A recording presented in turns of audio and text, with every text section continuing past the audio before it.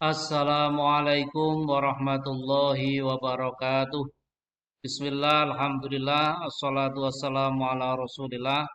La haula wa la quwata illa billah, amma ba'd.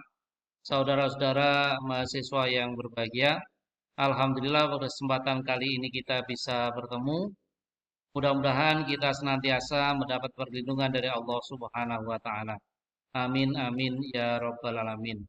Saat ini kita akan bahas tentang sumber-sumber Islam.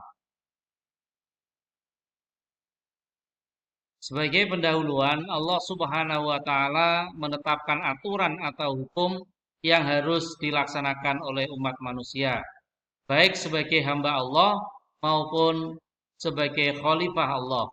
Sebagai hamba dan khalifahnya, kita harus mengetahui hukum-hukum Allah dan penerapannya.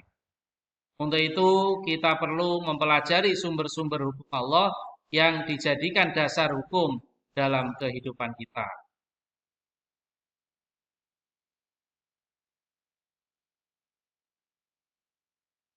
Pengertian sumber hukum Islam. Sumber hukum Islam merupakan suatu rujukan atau dasar yang utama dalam pengambilan hukum Islam. Sumber hukum Islam artinya suatu yang menjadi pokok dari ajaran Islam. Sumber hukum Islam bersifat dinamis, benar dan mutlak, serta tidak pernah mengalami kemandekan, kefanaan atau kehancuran. Adapun yang menjadi sumber hukum Islam itu ada tiga. Yang pertama Al-Quran, hadis, dan ijtihad.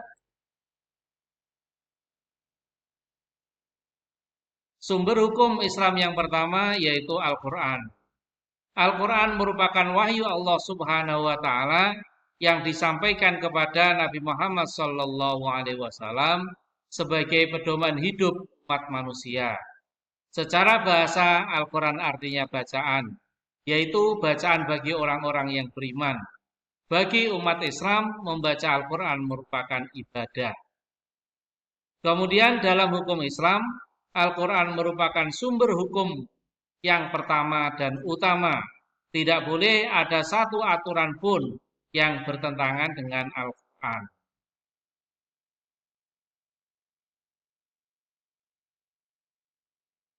Firman Allah Subhanahu wa taala dalam Al-Qur'an surat An-Nisa ayat 105 dikatakan bismillahirrahmanirrahim inna anzalna ilaikal kitaba bil haqqi litahkuma bainan nasi bima arakallah.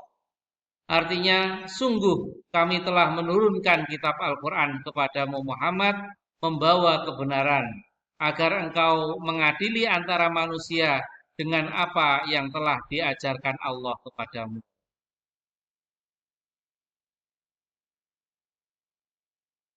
Kemudian kedudukan Al-Quran. Al-Quran merupakan sumber hukum yang pertama dalam Islam, sehingga semua penyelesaian persoalan harus merujuk dan berpedoman kepadanya.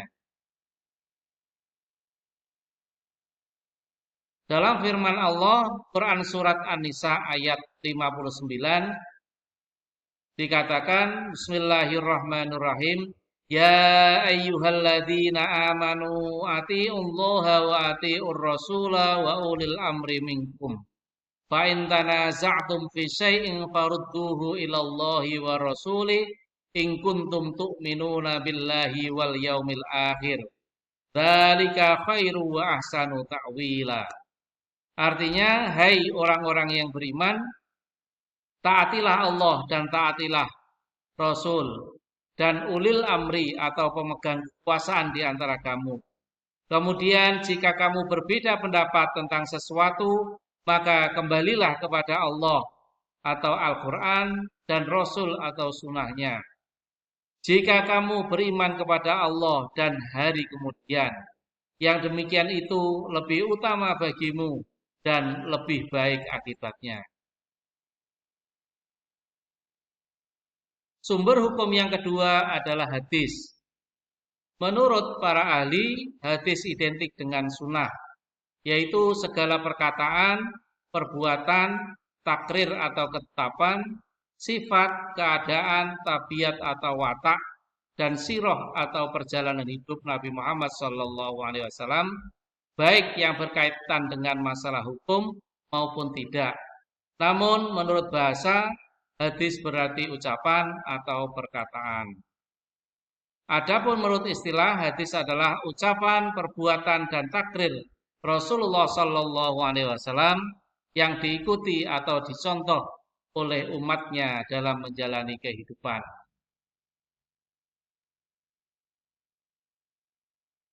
Kedudukan hadis. Kedudukan hadis sebagai sumber hukum Islam. Kedudukan hadis setingkat di bawah Al-Quran.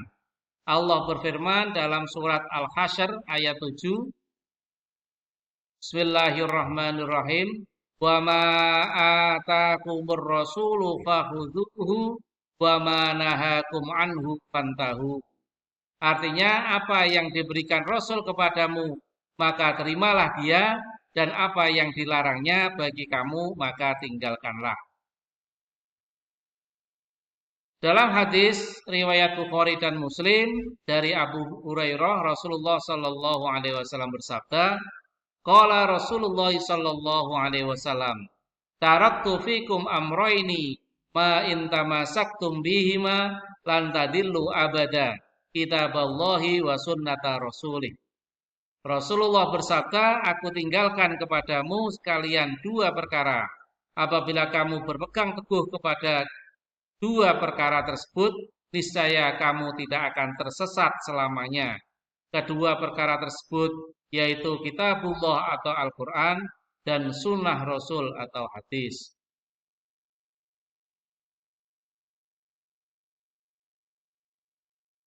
Kemudian fungsi hadis terhadap Al-Quran. Yang pertama, hadis menjelaskan ayat-ayat Al-Quran yang bersifat umum. Contohnya dalam Al-Quran terdapat ayat tentang sholat. Ayat tersebut dijelaskan oleh hadis sebagai berikut, sholatlah kamu sebagaimana aku sholat. Sholu kama ro'aitumuni sholli. Kemudian fungsi yang kedua adalah memperkuat pernyataan yang ada dalam Al-Quran. Contohnya dalam Al-Quran ada ayat sebagai berikut, barang siapa di antara kamu yang melihat bulan, maka berpuasalah. Ayat tersebut diperkuat oleh hadis Rasulullah, berpuasalah karena melihat bulan dan berbukalah karena melihat bulan.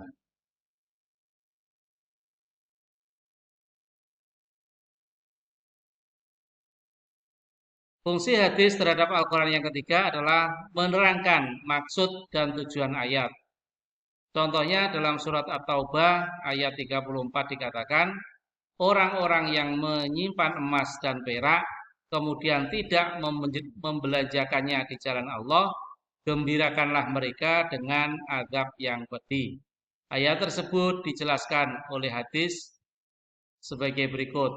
Allah tidak mewajibkan zakat melainkan supaya menjadi baik harta-hartamu yang sudah dizakati. Kemudian fungsi hadis terhadap Al-Quran yang keempat adalah menerapkan hukum atau aturan yang tidak disebutkan secara zahir dalam Al-Quran.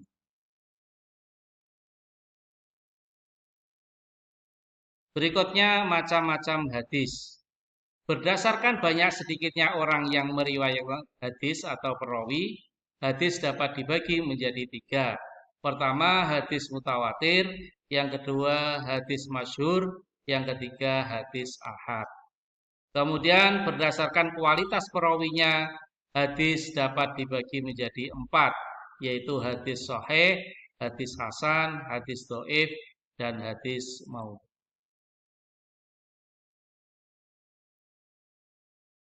Sumber hukum yang ketiga adalah ijtihad.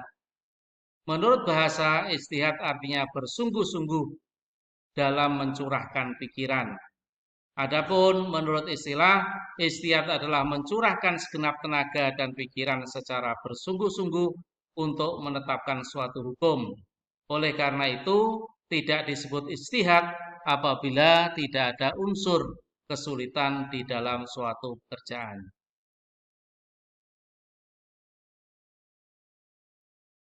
Kedudukan ijtihad.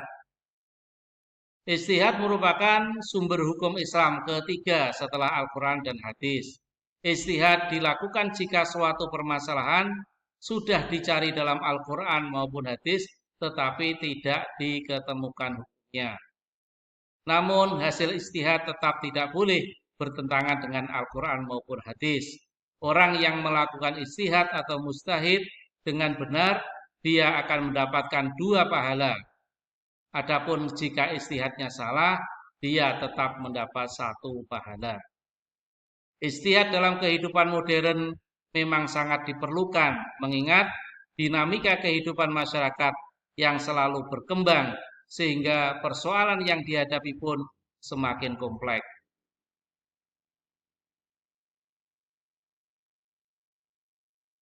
Rasulullah Shallallahu Alaihi Wasallam bersabda terkait dengan ijtihad ini, yaitu an Mu'adin anna Nabiya Shallallahu Alaihi Wasallam lama ba'asahu ilal Yaman qala ara'aita in aradolaka qada'an kaifa taqdi qala aqdi bi kitabillah qala fa illam yakun bi kitabillah qala fa bi sunnati Rasulillah Shallallahu Alaihi Wasallam qala fa illam yakun fi sunnati Rasulillah qala ajtahidu ra'yi wala alu qala fadharaba sadrahu thumma qala alhamdulillahilladzi waqafa Rasulullahi lima yurdiya Rasulullah.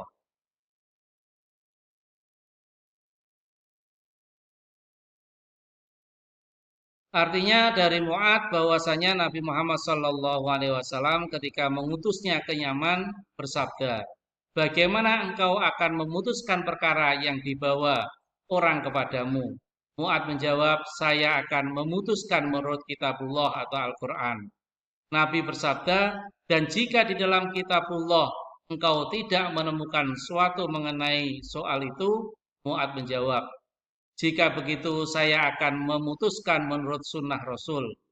Nabi bersabda, dan jika engkau tidak menemukan suatu mengenai hal itu dalam sunnah Rasul, Mu'ad menjawab, saya akan menggunakan akal pikiran sendiri tanpa bimbang sedikit pun. Nabi bersabda, alhamdulillah, segala puji bagi Allah yang telah menyebabkan utusan Rasulullah menyenangkan hati Rasulullah. Hadis riwayat Abu Dawud dan Tirmidzi.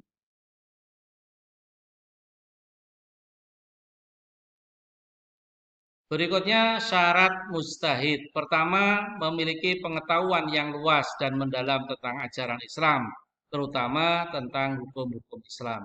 Yang kedua, memiliki pemahaman mendalam tentang bahasa Arab, ilmu tafsir, ilmu hadis, usul fikih, tarikh dan sebagainya. Kemudian yang ketiga, harus mengenal cara mengistinbatkan hukum. Yang keempat, memiliki akhlakul karimah.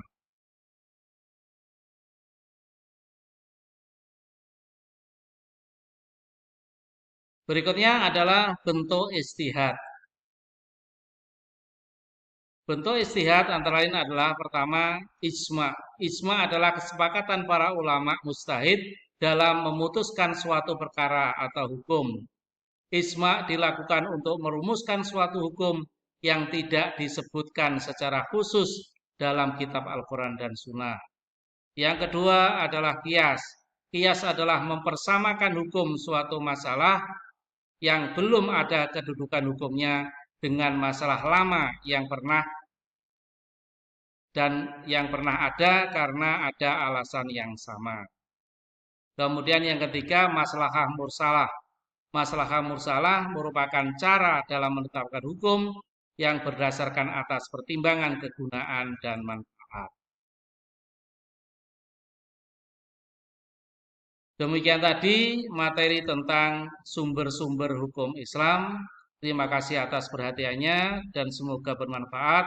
Akhirul kalam, wassalamualaikum warahmatullahi wabarakatuh.